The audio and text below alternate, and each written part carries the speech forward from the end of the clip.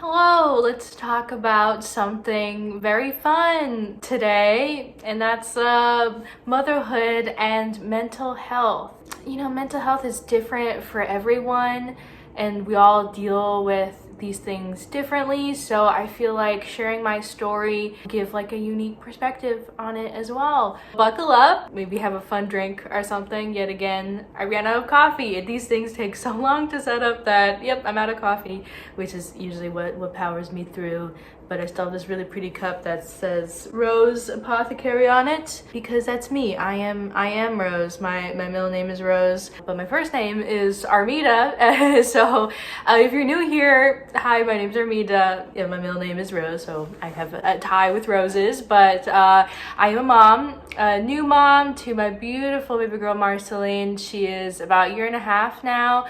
I think maybe 19 months, I think, but by the time I'm recording this. Yeah, she's my first. Just her entering my life really did throw me for a loop and turn my whole world upside down. So I've been through it as a mother, but there's just some different things that keep me sane, and I want to talk about that today. Yeah, I love her so much, but motherhood is pretty tough, so I wanted to talk about it. Here's another way for me to vent and feel better about these things, and hopefully somebody out there can relate to it too, or maybe the stuff I'll talk about today will make you feel better about motherhood and stuff. So yeah, first half of this video will probably be just tough things that affect my mental health that maybe I wasn't expecting or whatnot, and then the other half will be the different things that I do to make myself feel better, mentally for my mental health. So stuff that's tough for me, and then stuff that makes me feel better about it.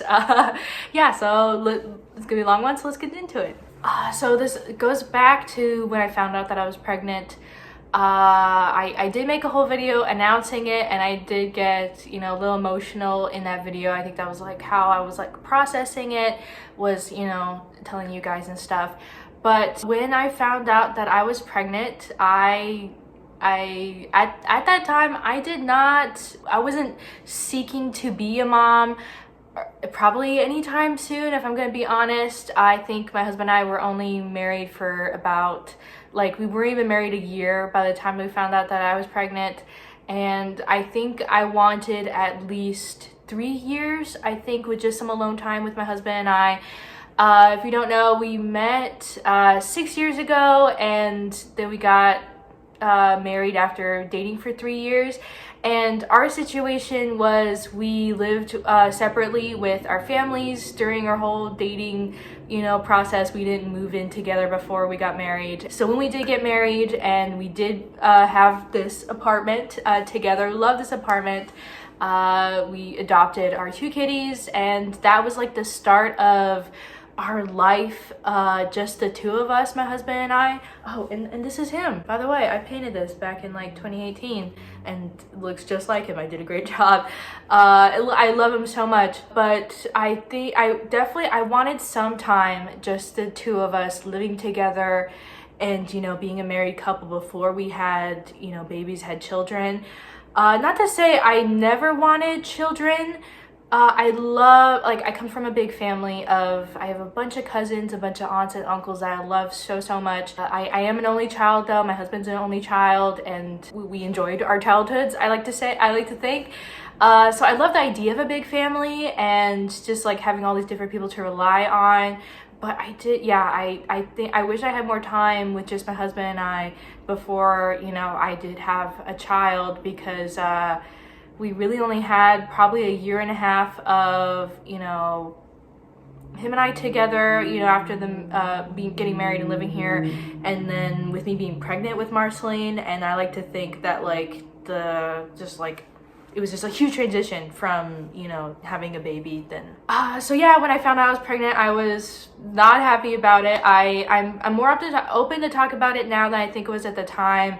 But yeah, the first trimester of my pregnancy, I was very sad. I probably the lowest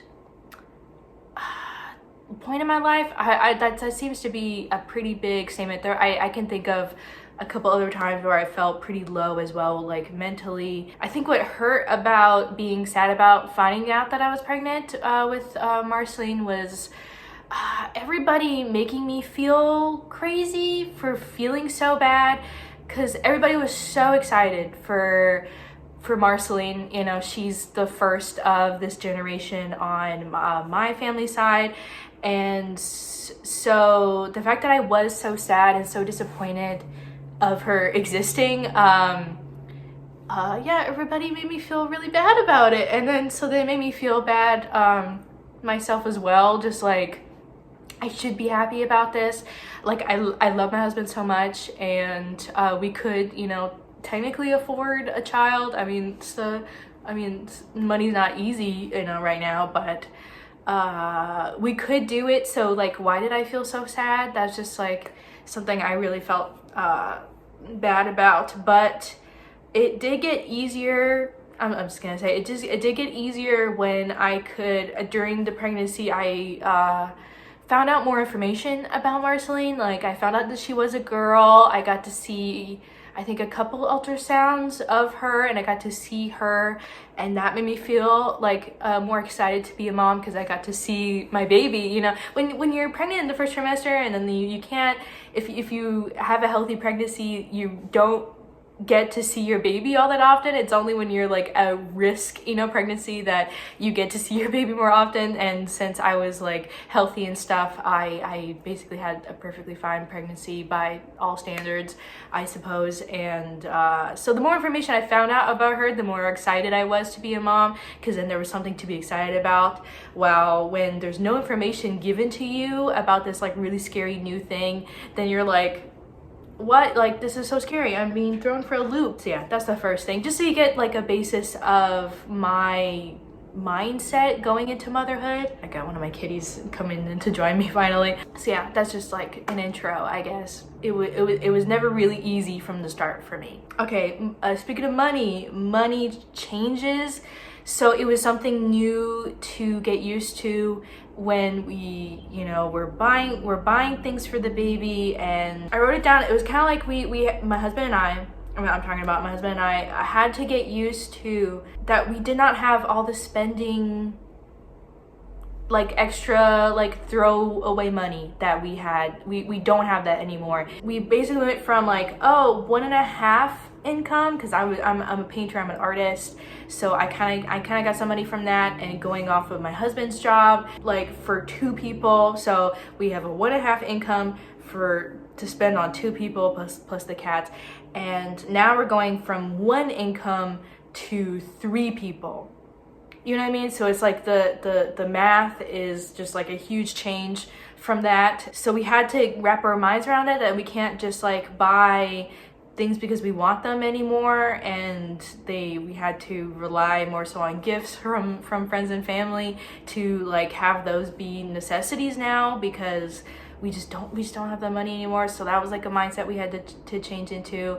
Like, we don't eat out like as much as we did before. Like, I'm always making food here at home, just to save money, because we just don't have the same income anymore. And you know, and I'm not painting. Like, I'm starting to like kind of get into it now that she's a toddler. But you know, during the whole like 1.5 years of her life, I was not painting or making any sort of money input into this family.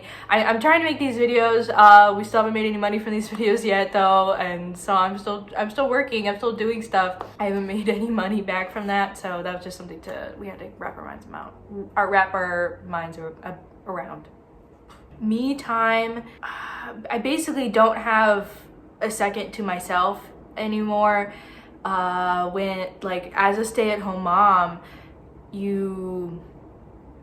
I'm with her at all times, and I'm never like truly alone unless somebody, you know, helps me out and like takes her, or I go out, you know, but I mostly just stay here.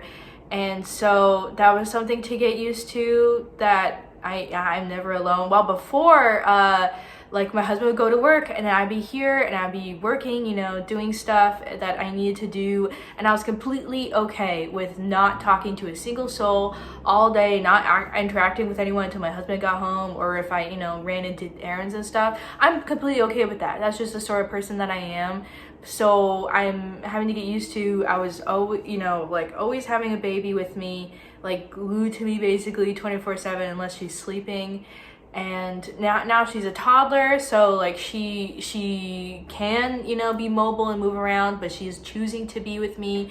So I had to get used to that and just like wrap my whole mind around that, not being able to escape unless I had help. While before I was like completely okay with like being alone. Quality of life, just overall in all aspects, my quality of life is just worse than, you know, before I was a mom. Well, like just everything kind of sucks, you know. Every day there's like she's everything like this sounds really bad as I'm saying it out loud. There's always yelling, she's like having some sort of tantrum like every day. So the good days are far in between what they used to be. How I feel, I am tired all the time. I am not getting as much sleep as I did before. Yeah, just like overall everything kind of is just sucking. You know, like everything's just worse than before. So just like in all aspects, that's just how it is. And I do miss, you know, but before I had a baby, before I had a toddler, where I wasn't constantly working and taking care of someone, and I just had me to worry about. Now I just have her, and it kind of sucks. My relationship with my husband has changed drastically. Like I said, like I really wish we had more time, just the two of us, but now we have the toddler. It's just changed. I don't want to say it's like so much worse, like we're fighting a bunch, like no, like literally, like my husband and we're on the same team, and we try to communicate with each other how we're feeling, what we're thinking. We know when to, you know, swap in, when needs to be swapped. Like we can look out for each other like that. It's just like so different. Like we don't have like alone time together like the same as it was before the baby. Now that she is a toddler and things are easier, now we know like we can have, you know, just time for the two of us while she's asleep basically, or when somebody takes her. Like today I'm able to film this because my parents like took her for the day, and when my husband comes home today we get to, you know, have that alone time together. But it's few and far between than before. We, you know, like date nights, we have to work very hard to get those date nights, and they're just, yeah, it's just not the same. And I like mourn you know, the life that my husband and I had beforehand, like the couple that we were before the baby. Okay, that was a lot. Let's get into what I do to make myself feel better as a mom. I am in a better headspace now than I was, you know, when my daughter was a newborn. Stuff is just over the board gotten a lot easier with my daughter.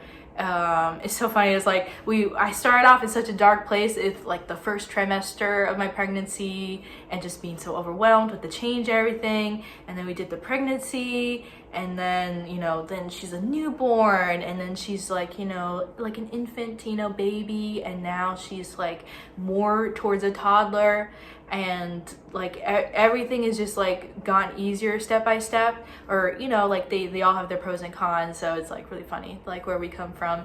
But I think I'm in a good enough space to talk about now. But here's what I do to make myself feel better as a mom, and just yeah, and then overall as well. So I have a support system.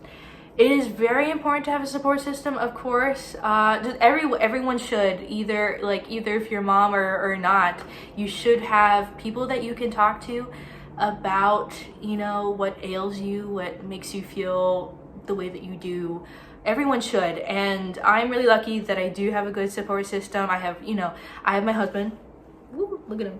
I have my husband, and I have a good relationship with my parents and my mother-in-law. I love my mother-in-law as well, and they're just like good people. And then those people are really good to talk to because they know Marceline, they know my daughter, and so they get it. So I can vent, you know, about the tough days to them. If I check in with my parents and stuff, I could be like, oh, the other day, you know, we had a really tough day and blah, blah, blah. And they get it because, you know, they're such a big part of her life as well. And they know how she is. So those people are really good to talk to. And also, like, I do have a good extension of, you know, family that I can talk to as well, either about her if I want to, or just about other stuff. Because I talk about baby all the time. I mean, I talk about her to you guys. I talk like my family, like my parents and stuff. And sometimes I want to talk to people not about children, not about our children, and hear about what other people are, what's going on in their lives too. Tell me what's happening with you. I want to know. I just need to have something else going on in my brain that's not my baby. And then, okay, next is taking breaks from my baby specifically, and that almost always is like somebody will take my baby, you know, like today, my parents came and they come in the morning. I tell them they could come super early because she wakes me up at an insane hour every day, and they can take her. And then our system is I come and we go, my husband and I, we pick her up in the evening and then we have dinner with them. So it's like we just have this great system. We get to hang out with them for dinner, and then they get to help us and watch the baby for the day, and it's great. So these break days are what get me through my week, honestly. So knowing that, oh, in a few days I'll have a break that gets me through some hard days sometimes, and it's just good to know that, you know, that I'll have a break. Because if you think about it, being a stay-at-home mom, you don't have a weekend, you don't have a day off from your baby, from your job. She is my job. So even, you know, on my husband's weekend, those 2 days that he has at home, I'm still, you know, working. I'm still on the clock. I just have a coworker now to help me with the job, which is my husband. And so now I have help, but I don't have a day off. So my parents come and they pick her up every once in a while, and it's honestly like probably other than the support system, is so good to have a support system and people to talk to, but that's probably the next biggest thing that helps me out. It's just like having a day off, honestly, which did take some like tweaking and stuff to figure out what worked for me and my support system. So yeah. And so, oh yeah, so that I would consider to be a big break, but a small break, I guess, would be to honestly step away from her, put some like ear protection on. So that's the next step, would be just ear protection, like something to drown out the screams. Things can get very loud very fast, and it's honestly just so painful to hear her yells and her cries for long periods of time. So I just know now that I need to put on ear protection when it's too much for me. That's just like, it just keeps me sane. And even if I need to step away and give myself a breather and let my ears, you know, heal for a second before I jump back into it. So that'll be like a small break, ear protection. Another thing that helps, especially when stuff is really tough with my daughter, is occasionally looking back at old photos of her or videos. You know, I have a whole bunch of videos, of course, when she was like really tiny, just to put in perspective that she is growing so fast. She is so small. She is this tiny little thing. Right now she's a toddler. You know, before she was a baby, she was a newborn, and this is what she looked like. Just to like have that, you know, connection with her back again, just to be reunited with memories of her, and just to be grounded, to ground myself in, you know, this time that I have with her. She is so small. She's growing so fast. And to not get hung up on, you know, the really tough times, just like, okay, these moments will pass. Like, look, this is how she looked like a year ago or a year and a half ago, and how different she already looks. Like, just to ground myself, just to like refresh. That's a good way. Just looking at those photos and videos of her.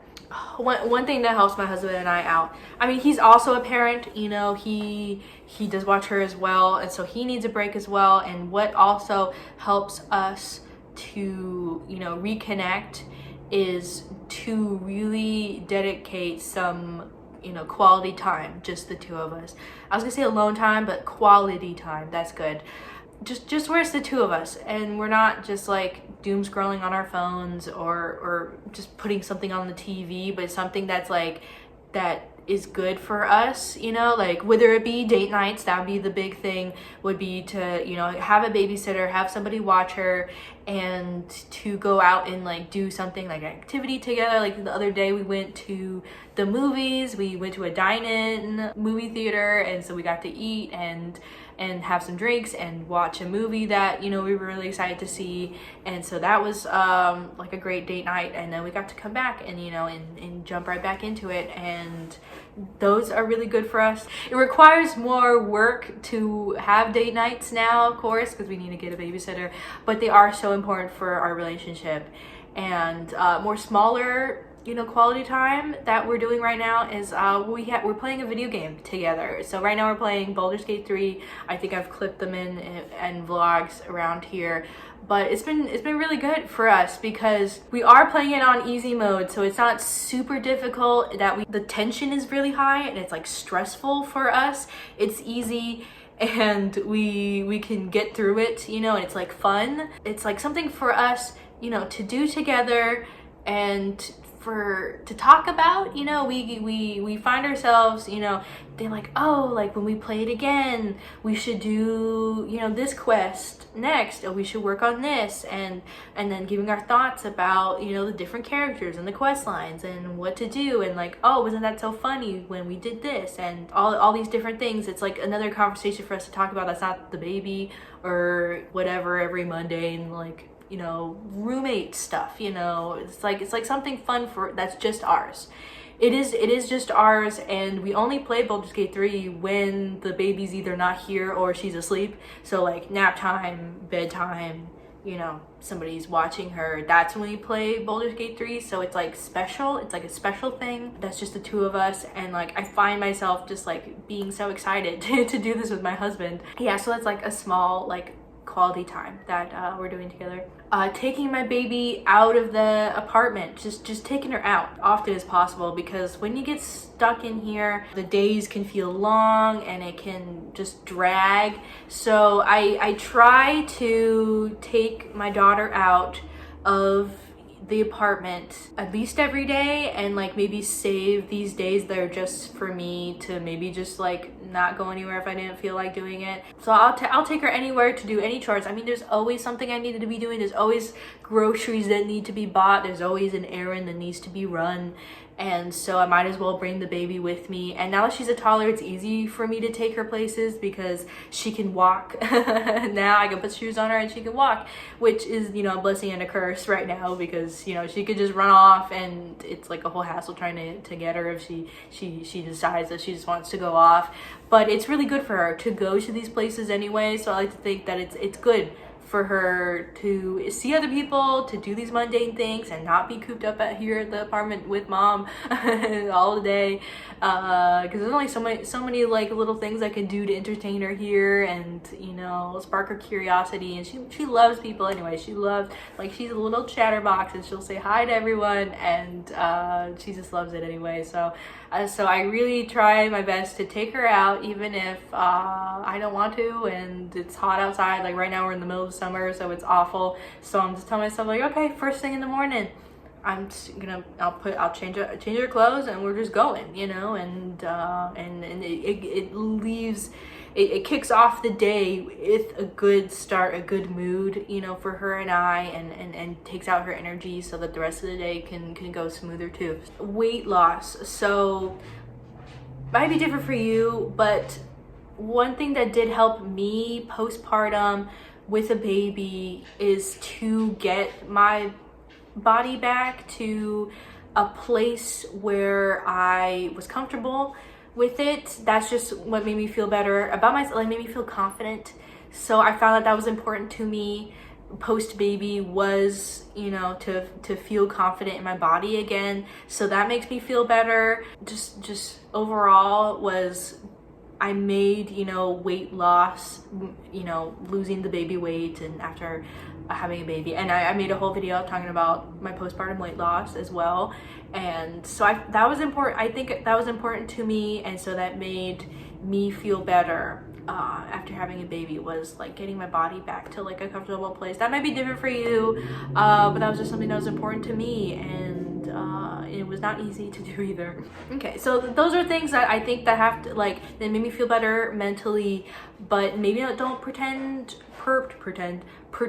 to motherhood. So here's some extra ideas that I could think of that made me feel better, that not necessarily have to do with motherhood, maybe like womanhood, you know, sort of thing. And so one of those was to keep track of my cycle, and just to understand where I'm going to be mentally, you know, week by week, month by month, because the last, you know, week or two of my cycle, you know, before my period does start, I just get your brain is like so different. Like, what happens with our brains, ladies? Like, please tell me. I know that those last 2 weeks of my period of my cycle, maybe it's not 2 weeks, maybe it's like a week to 10 days, you know, depending on the cycle length, that I'm going to eat more. Like, I'm going to feel like I'm starving every day. I'm gonna be like, oh my gosh, why do I need all these calories today, where I know that I ate a good amount of calories, but yet I'm still starving. Like, I know that my body's gonna just go through calories more.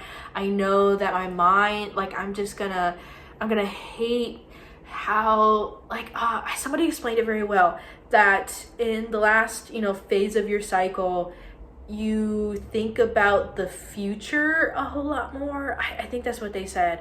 Or you want to change, like, you want to change a lot, or you want to change everything. Where I know that I want to rearrange the whole setup of the apartment. Like, I hate the couch there. I want to move all this furniture. We have too many things. I need to purge stuff and donate. Like, that's where my mind goes the last week of my period, and I do get sad and I do cry. I think about friends that have moved away and I'm still sad about, even though that happened years ago, and I miss them. And I think about, you know, people I don't really talk to, and, you know, I miss people, and I feel sad about where situations are. Like, I know that's gonna happen, and I know that it's okay for me to cry about it. Like, I'll live, but it's not like, oh, I need to change everything sort of thing. I don't have to. If I want to, and I can do it, you know, sort of whatever. But just to know my cycle, and to know that the times of my period that I am more sensitive to everything, basically. I'm laughing about it because, like, it's real. It's so real. Like, it happens to me like every month. Like, oh my goodness. And another thing that helps is like giving myself little treats, like it's almost like little rewards, like throughout the week or throughout the day even, which can be a blessing and a curse, because too many little treats is not healthy. I'm just gonna say it, whether that be, you know, dessert or a fun drink, or maybe, you know, alcoholic beverage. It's not good to have too many little treats, but maybe a little treat is what you need. If stuff's really rough, if you're not having a good time, the toddler she was just way too loud today, she had way too many tantrums, maybe you can have a little treat. It's all about rewarding yourself sometimes when you need it, because like I said, like, my quality of life has taken a huge dive than it was before the baby. At least that's what it feels like. I mean, it's been so long now that, like, okay, I think I deserve a little treat today, sort of thing. And it's okay. But, like, whatever gets you through your week, your really tough week. Actually putting some makeup on every once in a while. As a mom, you can just like find it like, oh, there's no time for a shower. Even taking a shower is like so good too. Your body could be feeling yucky and you don't even really know it, and you just need to take a shower. You will physically feel so much better. I'm trying really hard to let myself take those showers, to, you know, every once in a while put makeup on. Like, here I did it today. It was great. It's because my baby's not here today, so I could give it my full focus, and I straightened my hair. Like, look, like, I did it today. Aren't you guys proud of me? Just doing it every once in a while. Like that's also a different way to like treat yourself and make yourself feel good, is like shower, put makeup on. I love to hang out with my cats. I mean, I have my black cat Coffee popped in a couple times just now in the room trying to check up on me. But yeah, just spending time with my cats. they're this little creature that they are, or I have two little creatures. I have two cats, and there are these two little guys that live in my apartment with me and the baby, and I like to just hang out with them, play with them, have them cuddle up with me every once in a while, just to, it's so therapeutic, you know, to have your pets. Plus it's a good grounding, you know, exercise to like, okay, these are other little creatures that live with me, and they react to all the same things that are happening in the apartment, so I know that I'm not crazy when the toddler is like screaming and it feels so loud. And so if the cat's reacting to it too, then I know I'm not I'm not being super sensitive. It is really loud, and it's like something to react to. So having the cats here does help me feel better too. Just walking around, that's really good. Even if I can't leave the apartment because it is super hot or something, just moving around the apartment, making sure that I'm getting those steps, just to, maybe it's endorphins, I don't know, like maybe it's like the runner's high sort of thing, but just like moving around for several minutes so that your heart rate goes up and you get blood flow to your legs, and you're not just sitting forever and scrolling, and or you're watching videos or shows, just to move. And then I just like, everything feels doable when I do get exercise. Like, okay, this is possible, I could do this. Oh, there's my husband. Hello. Okay, and last thing is probably taking a drive. Just getting in the car and driving, whether that be with the baby or without the baby.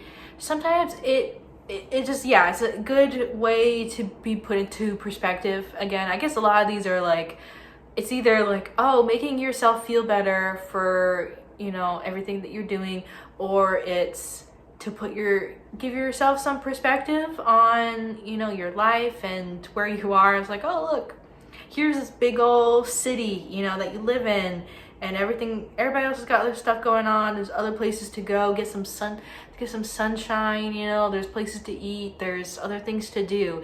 It's not the end of the world just because you had a bad day, you know, with your daughter or something. That's just like one thing to be put into perspective. Your life gets thrown for a loop in this motherhood stuff, and you can get through it. Stuff is getting better every month, I like to say. Like whenever I check in with somebody, it's like, oh, how are things doing? I was like, I think every month stuff gets better. I think the more my daughter can communicate, you know, her feelings and her thoughts, the easier it is to understand her, and for her to understand the world. Then everybody's just so much happier when we can all understand each other. It's not just like screams and stuff, and it's like, I don't know what you want, or like you trying to juggle a million different things. You know, when they're so small, you have to do so many things. Like I was pumping, breastfeeding, feeding, changing diapers, and keeping track of her sleep schedule, and while also trying to eat myself and take showers and do X, Y, and Z. It was a whole lot, and I got through it. I am on the other side of the really difficult times with a baby, and now I have a toddler. Stuff is getting easier, and I am feeling better. Like this is summertime, and usually summertime is like the absolute worst out here in Arizona, where you can't do anything or go anywhere because it's just so hot, and it's just like such a pain. And I feel like I'm handling it a whole lot better this year than I was scared was gonna happen. So yeah, I hope this was helpful. I feel like this was good for me just to talk about these really tough things. And I mean, you saw me laugh trying to explain some things. I'm like, this sounds ridiculous as I'm saying it, or like, this is crazy. It's just like, sometimes you have to just say things out loud for you to deal with them and process them. And so I hope you found this helpful, and make sure to give this video a like if you did or you liked it, and to subscribe for more motherhood stuff, because I document my life with my beautiful baby girl on here. And I'll see you next time. Bye-bye.